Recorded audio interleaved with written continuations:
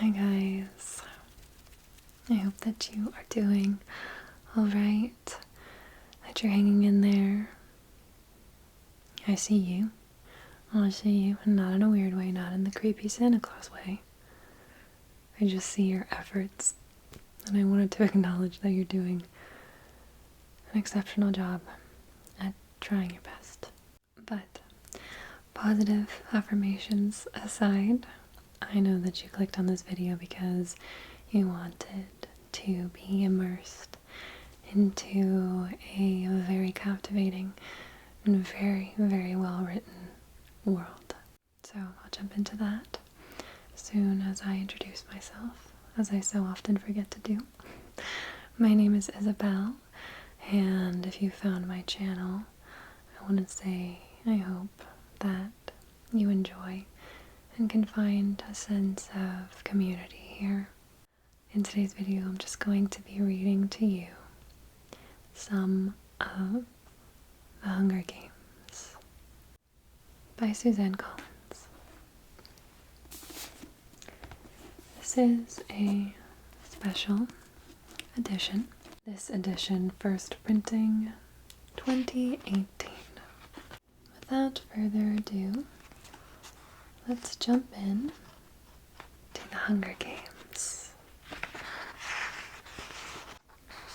This is part 1, the tributes, chapter 1. When I wake up, the other side of the bed is cold. My fingers stretch out, seeking Prim's warmth, but finding only the rough canvas cover of the mattress. She must have had bad dreams and climbed in with our mother. Of course she did. This is the day of the reaping. I brought myself up on one elbow.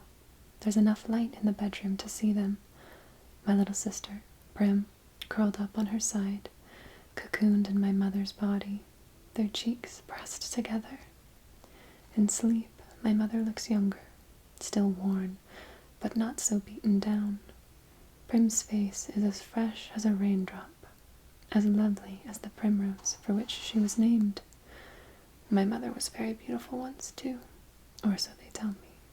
Sitting at Prim's knees, guarding her, is the world's ugliest cat. Mashed-in nose, half of one ear missing, eyes the color of rotting squash. Prim named him Buttercup, insisting that his muddy yellow coat matched the bright flower. He hates me, or at least distrusts me. Even though it was years ago, I think he still remembers how I tried to drown him in a bucket when Prim brought him home. Scrawny kitten, belly swollen with worms, crawling with fleas. The last thing I needed was another mouth to feed. But Prim begged so hard, cried even, I had to let him stay. It turned out okay.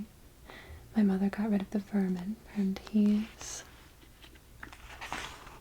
a born mouser. Even catches the occasional rat. Sometimes when I clean a kill, I feed Buttercup the entrails. He has stopped hissing at me. Entrails, no hissing. This is the closest we will ever come to love. I swing my legs off the bed and slide into my hunting boots, supple leather that is molded to my feet. I pull on trousers, a shirt, tuck my long dark braid up into a cap, and grab my forage bag.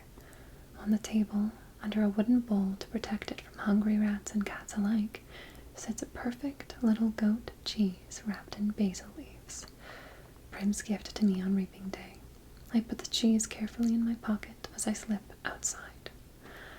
Our part of District 12, named the Seam, is usually crawling with coal miners heading out to the morning shift at this hour. Men and women with hunched shoulders, swollen knuckles, many who have long since stopped trying to scrub the coal dust out of their broken nails, the lines of their sunken faces. But today, the black cinder streets are empty. Shutters on the squat gray houses are closed. The reaping isn't until 2. May as well sleep in, if you can. Our house is almost at the edge of the seam. I only have to pass a few gates to reach the scruffy field called the meadow.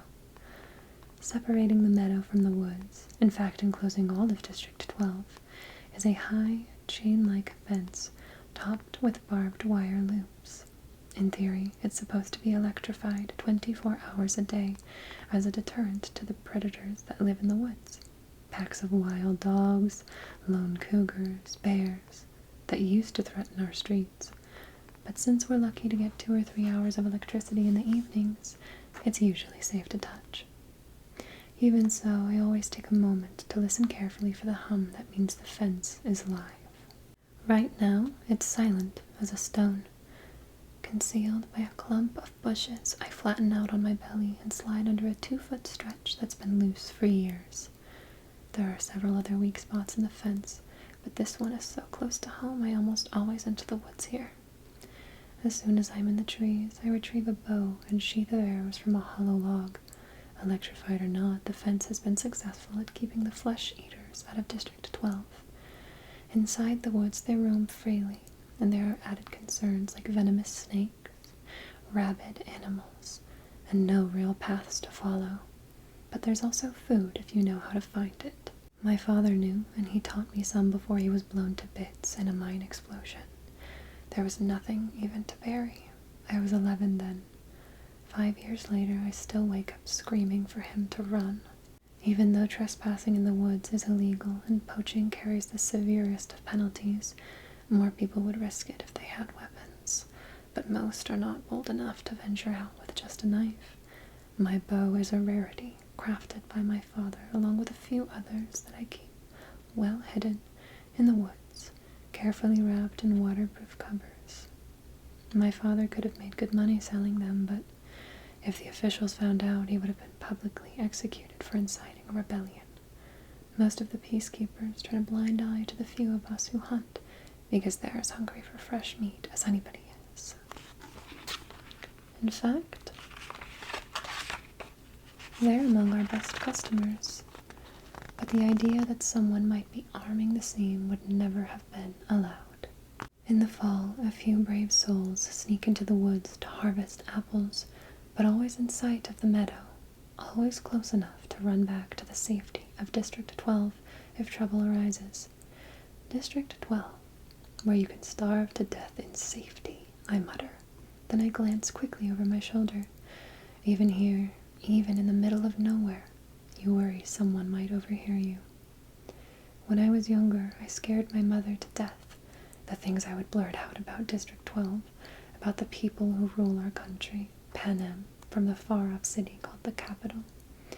Eventually, I understood this would only lead us to more trouble, so I learned to hold my tongue and to turn my features into an indifferent mask so that no one could ever read my thoughts, do my work quietly in school, make only polite small talk in the public market, discuss little more than trades in the hob, which is the black market where I make most of my money. Even at home, where I am less pleasant, I avoid discussing tricky topics, like the reaping, or food shortages, or the Hunger Games. Prim might begin to repeat my words, and then where would we be? In the woods waits the only person with whom I can be myself, Gale. I can feel the muscles in my face relaxing, my pace quickening as I climb the hills to our place, a rock ledge overlooking a valley. A thicket of berry bushes protects it from unwanted eyes. The sight of him waiting there brings on a smile. Gale says I never smile except in the woods. "Hey, Catnip," says Gale. My real name is Katniss. But when I first told him, I had barely whispered it, so he thought I'd said catnip. Then, when this crazy lynx started following me around the woods looking for handouts, it became his official nickname for me. I finally had to kill the lynx because he scared off game. I almost regretted it because he wasn't bad company, but I got a decent price for his pelt. Look what I shot. Gale holds up a loaf of bread with an arrow stuck in it, and I laugh. It's real bakery bread. Not the flat, dense loaves we make from our grain rations. I take it in my hands, pull out the arrow, and hold the puncture in the crust to my nose, inhaling the fragrance that makes my mouth flood with saliva. Fine bread like this is for special occasions. Still warm, I say. He must have been at the bakery at the crack of dawn to trade for it. What did it cost you? Just a squirrel. Think the old man was feeling sentimental this morning, says Gale. Even wished me luck. Well, we all feel a little closer today, don't we? I say, not even bothering to roll my eyes. Prim left us a cheese. I pull it out. His expression brightens at the treat. Thank you, Prim. We'll have a real feast. Suddenly he falls into a capital accent as he mimics Effie Trinket, the maniacally upbeat woman who arrives once a year to read out the names of the reaping. I almost forgot. Happy Hunger Games. He plucks a few blackberries from the bushes around us, and may the odds, he tosses a berry in high arc toward me. I catch it in my mouth and break the delicate skin with my teeth. The sweet tartness explodes across my tongue. Be ever in your favor, I finish with equal verve.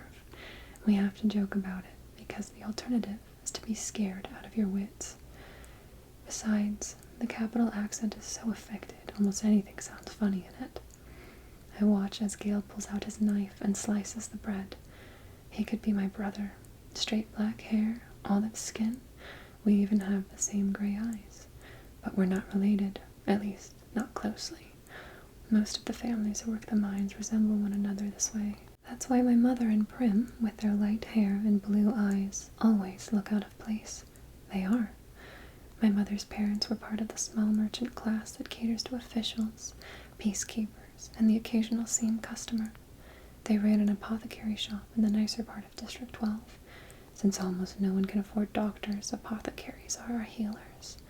My father got to know my mother because on his hunts he would sometimes collect medicinal herbs and sell them to her shop to be brewed into remedies. She must have really loved him to leave her home for the seam. I try to remember that, when all I can see is the woman who sat by, blank and unreachable, while her children turned to skin and bones. I try to forgive her for my father's sake, but to be honest, I'm not the forgiving type. Gale spreads the bread slices with the soft goat cheese, carefully placing a basil leaf on each, while I strip the bushes of their berries. We settle back in a nook on the rocks. From this place we are invisible, but have a clear view of the valley, which is teeming with summer life, greens to gather, roots to dig, fish iridescent in the sunlight. The day is glorious, with a blue sky and soft breeze. The food's wonderful, with the cheese seeping into the warm bread and the berries bursting in our mouths. Everything would be perfect if this really was a holiday. If all the day off meant was roaming the mountains with Gale, hunting for tonight's supper. But instead, we have to be standing in the square at 2 o'clock, waiting for the names to be called out. We could do it, you know, Gale says quietly. What? I ask. Leave the district, run off, live in the woods. You and I, we could make it, says Gale. I don't know how to respond. The idea is so preposterous. If we didn't have so many kids, he adds quickly. They're not our kids, of course, but they might as well be. Gale's 2 little brothers and a sister, Prim. And you might as well throw in our mothers too, because how would they live without us? Who would fill those mouths that are always asking for more? With both of us hunting daily, there are still nights when game has to be swapped for lard, or shoelaces, or wool. Still nights when we go to bed with our stomachs growling. I never want to have kids, I say. I might, if I didn't live here, says Gale. But you do, I say, irritated. Oh, forget it, he snaps back. The conversation feels all wrong. Leave? How could I leave Prim, who is the only person in the world I'm certain I love? And Gale is devoted to his family. We can't leave, so why bother talking about it? And even if we did, where did this stuff about having kids come from? There's never been anything romantic between Gale and me. When we met, I was a skinny 12-year-old, and although he was only 2 years older, he had already looked like a man. It took a long time for us to even become friends, to stop haggling over every trade, and begin helping each other out. Besides, if he wanted kids, Gale wouldn't have any trouble finding a wife. He's good-looking, he's strong enough to handle the work in the mines, and he can hunt. You can tell by the way the girls whisper about him when he walks by in school that they want him. It makes me jealous, but not for the reason people would think. Good hunting partners are hard to find. What do you want to do? I ask. We can hunt, fish, or gather. Let's fish at the lake. We can leave our poles and gather in the woods, get something nice for tonight, he says. Tonight, after the reaping, everyone is supposed to celebrate. And a lot of people do, out of relief that their children have been spared for another year. But at least 2 families will pull their shutters, lock their doors, and try to figure out how they will survive the painful weeks to come. We make out well. The predators ignore us on a day when easier, tastier prey abounds. By late morning, we have a dozen fish, a bag of greens, and best of all, a gallon of strawberries. I found the patch a few years ago, but Gail had the idea to string mesh nets around it to keep out the animals. On the way home, we swing by the Hob, the black market that operates in an abandoned warehouse that once held coal. When they came up with a more efficient system that transported the coal directly from the mines to the trains, the Hob gradually took over the space. Most businesses are closed by this time on reaping day, but the black market's still fairly busy. We easily trade 6 of the fish for good bread, the other 2 for salt. Greasy Say, the bony old woman who sells bowls of hot soup from a large kettle, takes half the grains off our hands in exchange for a couple of chunks of paraffin. We might do a tad better elsewhere, but we make an effort to keep on good terms with Greasy Say. She's the only one who can consistently be counted on to buy wild dog. We don't hunt them on purpose, but if you're attacked and you take out a dog or 2, well, meat is meat. Once it's in the soup, I'll call it beef, Greasy Say says with a wink. No one in the scene would turn up their nose at a good leg of wild dog, but the peacekeepers who come to the Hob can afford to be a little choosier. When we finish our business at the market, we go to the back door of the mayor's house to sell half the strawberries, knowing he has a particular fondness for them and can afford our price. The mayor's daughter, Madge, opens the door. She's in my year at school. Being the mayor's daughter, you'd expect her to be a snob, but she's all right. She just keeps to herself, like me. Since neither of us really has a group of friends, we seem to end up together a lot at school, eating lunch, sitting next to each other at assemblies, partnering for sport activities. We rarely talk, which suits us both just fine. Today, her drab school outfit has been replaced by an expensive white dress, and her blonde hair is done up with a pink ribbon. Reaping clothes. Pretty dress, says Gail. Madge shoots him a look, trying to see if it's a genuine compliment or if he's just being ironic. It is a pretty dress, but she would never be wearing it ordinarily. She presses her lips together and then smiles. Well, if I end up going to the Capitol, I want to look nice, don't I? Now it's Gail's turn to be confused. Does she mean it, or is she messing with him? I'm guessing the second. You won't be going to the Capitol, says Gail coolly. His eyes land on a small circular pin that adorns her dress. Real gold, beautifully crafted. It could keep a family in bread for months. What can you have? 5 entries? I had 6 when I was just 12 years old. That's not her fault, I say. No, it's no one's fault. Just the way it is, says Gail. Madge's face has become closed off. She puts the money for the berries in my hand. Good luck, Katniss. You too, I say, and the door closes. We walk toward the seam in silence. I don't like that Gail took a dig at Madge, but he's right, of course. The reaping system is unfair, with the poor getting the worst of it. You become eligible for the reaping the day you turn 12. That year, your name is entered once. At 13, twice. And so on until you reach the age of 18, the final year of eligibility, when your name goes into the pool 7 times. That's true for every citizen in all 12 districts in the entire country of Panem. But here's the catch. Say you are poor and starving as we were. You can opt to add your name more times in exchange for tesserae. Each tessera is worth a meager year's supply of grain and oil for one person. You may do this for each of your family members as well. So, at the age of 12, I had my name entered 4 times. Once, because I had to, and 3 times for tesserae, for grain and oil for myself, Prim, and my mother. In fact, every year I have needed to do this, and the entries are cumulative, so now, at the age of 16, my name will be in the reaping 20 times. Gail, who is 18, and has been either helping or single-handedly feeding a family of 5 for 7 years, will have his name in 42 times. You can see why someone like Madge, who has never been at risk of needing a tessera, can set him off. The chance of her name being drawn is very slim compared to those of us who live in the same. Not impossible, but slim. And even though the rules were set up by the capital, not the districts, certainly not Madge's family, it's hard not to resent those who don't have to sign up for tesserae. Gale knows his anger at Madge is misdirected. On other days, deep in the woods, I've listened to him rant about how the tesserae are just another tool to cause misery in our district, a way to plant hatred between the starving workers of the seam and those who can generally count on supper, and thereby ensure we will never trust one another. It's to the capital's advantage to have us divided among ourselves, he might say, if there were no ears to hear but mine. If it wasn't reaping day. If a girl with a gold pin and no tesserae had not made what I'm sure she thought was a harmless comment. As we walk, I glance over at Gale's face, still smoldering underneath his stony expression. His rages seem pointless to me, although I never say so.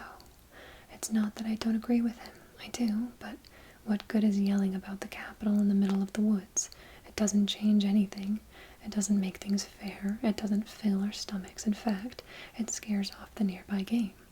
I let him yell, though. Better he does it in the woods than in the district.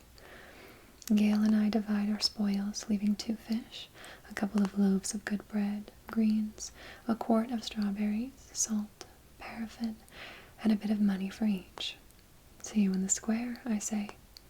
Wear something pretty, he says flatly. At home I find my mother and sister are ready to go. My mother wears a fine dress from her apothecary days. Prim is in my first reaping outfit, a skirt and a ruffled blouse. It's a bit big on her, but my mother has made it stay with pins. Even so, she's having trouble keeping the blouse tucked in at the back. A tub of warm water waits for me. I scrub off the dirt and sweat from the woods and even wash my hair. To my surprise, my mother has laid out one of her own lovely dresses for me, a soft blue thing with matching shoes. Are you sure? I ask. I'm trying to get past rejecting offers of help from her. For a while I was so angry I wouldn't allow her to do anything for me. And this is something special. Her clothes from her past are very precious to her. Of course, let's put your hair up too, she says. I let her towel dry it and braid it up on my head. I can hardly recognize myself in the cracked mirror that leans against the wall. You look beautiful, says Prim in a hushed voice. And nothing like myself, I say. I hug her because I know these next few hours will be terrible for her. Her first reaping. She's about as safe as you can get since she's only entered once. I wouldn't let her take out any tesserae, but she's worried about me, that the unthinkable might happen. And that is where I'm going to end today's video. If you've made it this far, I want to thank you for watching, and I hope that you enjoyed and are at least a little bit relaxed. I'll go ahead and place my bookmark here so that I can revisit this another day. Thank you again for watching. And I hope that you have a good day, afternoon, evening, night. Whatever it is, make the best of it. Okay. I'll see you later, okay?